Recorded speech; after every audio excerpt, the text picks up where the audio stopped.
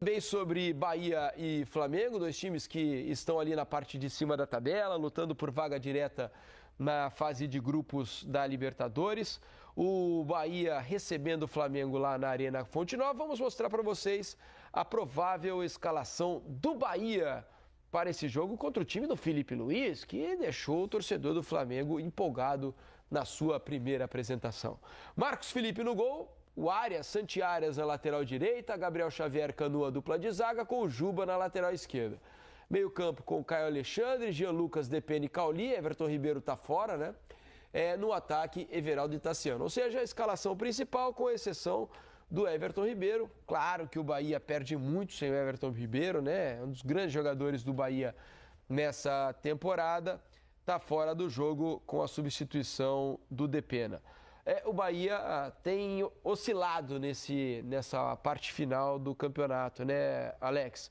É um time que tem muito a bola, às vezes não cria, é pouco objetivo, né?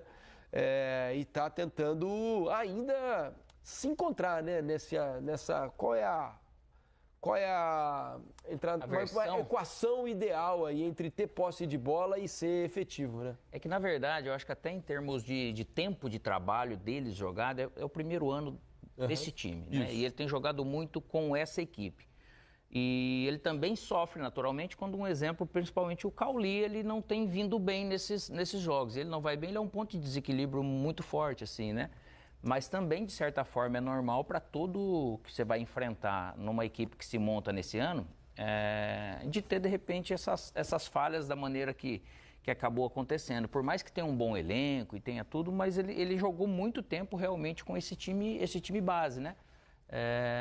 Mas assim, esse Bahia, a gente acreditava, até num certo momento do campeonato, que ele ia brigar até mais em cima, né? Que ele iria estar ou poderia estar com um aproveitamento um pouco melhor. Mas também é um time que toda rodada que vem, você pode esperar tudo dele, o melhor jogo, o melhor rendimento e, consequentemente, para quem joga contra, pode ser um problema. Assim, eu acho que o Bahia é um ótimo time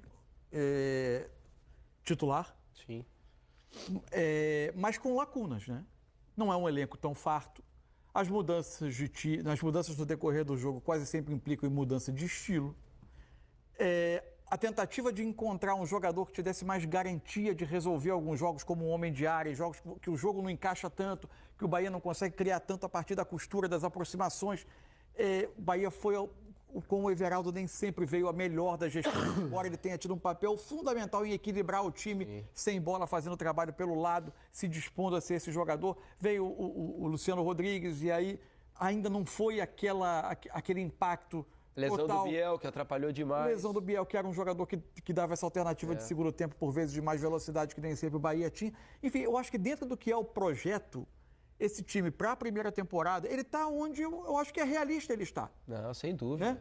Eu acho o ano é bom. O ano é bom. Assim, se você olhar para o que é a formação do elenco e para o que ele deve ser melhorado, porque não é um projeto hoje que não é sustentável, porque o que tem por trás da SAF do Bahia é um grupo importante com boas condições financeiras. Então, esse elenco deve ser melhorado para o ano que vem. Imagino que não há nenhum motivo para uma troca de comando. Acho que o Rogério vai continuar à frente desse projeto, sabendo exatamente quais são as fragilidades, podendo discutir essa não digo remontagem, mas essa evolução, esse passo adiante do elenco. Então, eu acho que o ano sai bem para o Bahia. Estar na Libertadores, que é uma grande probabilidade, acho que é um passo adiante. É o primeiro passo importante, né, que faz tempo que o Bahia não participa, na verdade. E é confronto direto, né, porque os dois estão ali separados por 3 pontos. É verdade que o Flamengo tem um jogo a menos, né, do que o Bahia, mas confronto direto para, quem sabe, a fase de grupos da Libertadores, né? Porque se o Bahia vence, ele empata na pontuação com o Flamengo, vai ficar ainda com um jogo a menos,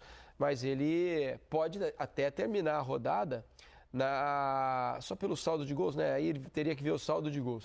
Mas ele terminaria com a mesma pontuação, mesmo número de vitórias. Hoje a diferença de saldo é de 3 gols, né, a favor do Flamengo. Então, se ele fizer 2-0, por exemplo, ele ultrapassa em vitórias o Flamengo. Ficariam iguais. Como? Em vitórias ficariam iguais. Isso, ficariam iguais. Então, é um confronto importantíssimo para o Bahia, para continuar na luta. É claro que ainda há a possibilidade de fazer a fase pré-Libertadores ali, né? A primeira fase da Libertadores, que é conhecida por muita gente como pré-Libertadores, mas se ficar entre os 4 primeiros colocados, vai direto para a fase de grupos, né? E o Bahia realmente pensa nisso. A minha grande dúvida sobre o jogo é que cara vai ter esse jogo. Porque vai ser o 4º confronto entre os times do ano. Né? Teve os jogos da Copa do Brasil e teve o jogo do primeiro turno do Campeonato Brasileiro.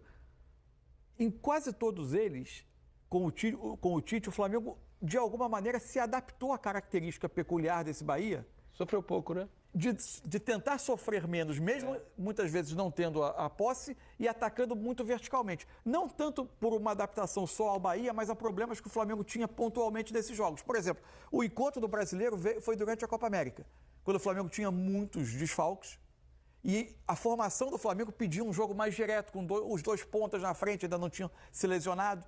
E o Flamengo já teve o primeiro tempo bastante difícil, o Bahia controlou, teve 61% da bola, criou algumas oportunidades, mas o Flamengo conseguiu ser efetivo. No jogo da Copa do Brasil, o Bahia teve 57% da bola na ida, 51% na volta. Mesmo no Maracanã, quando o Flamengo defendia... Mas isso é uma característica do Bahia também, né? Independentemente muito do adversário. O que mudou... Não é dizer que mudou, porque a amostragem Felipe Luiz no Flamengo é um jogo.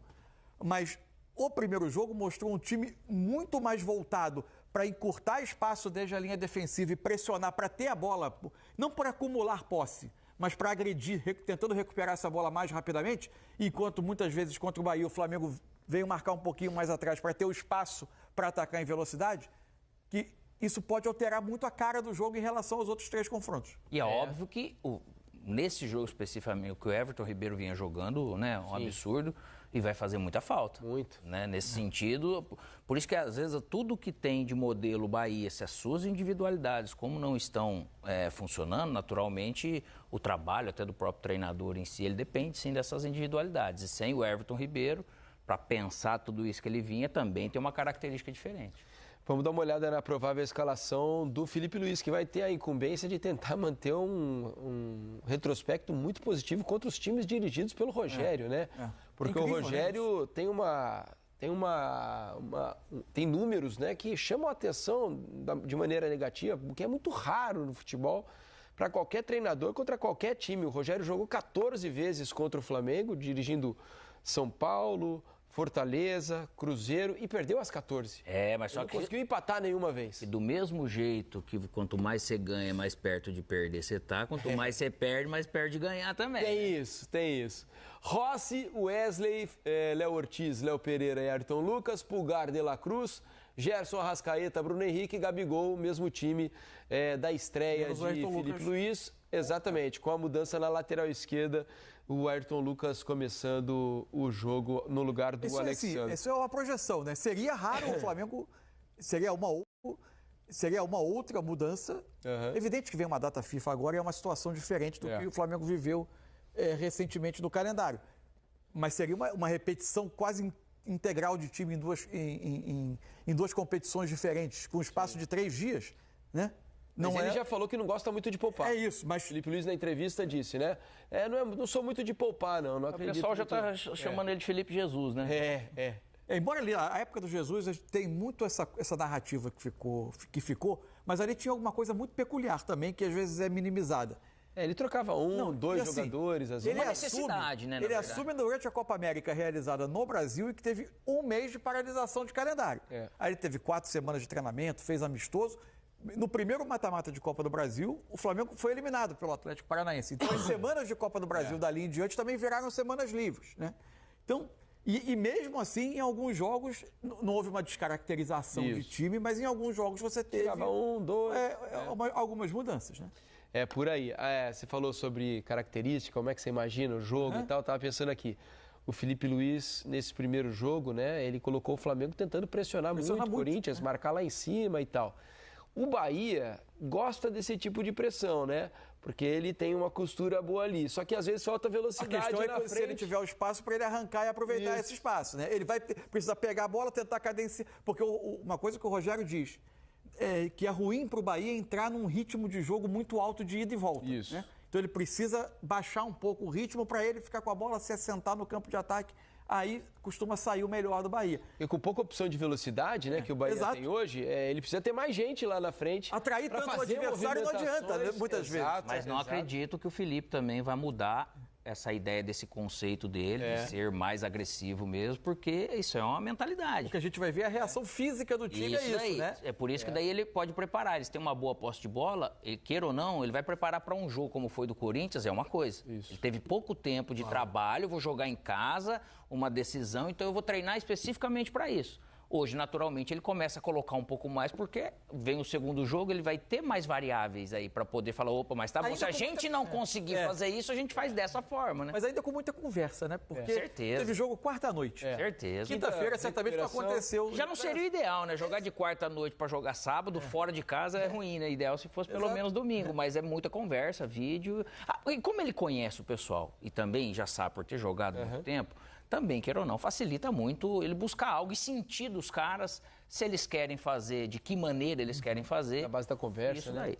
Se estão se sentindo à vontade, como é que se sentiram no primeiro jogo. Isso é o principal com o atleta, cara. Você perceber se ele tá afim de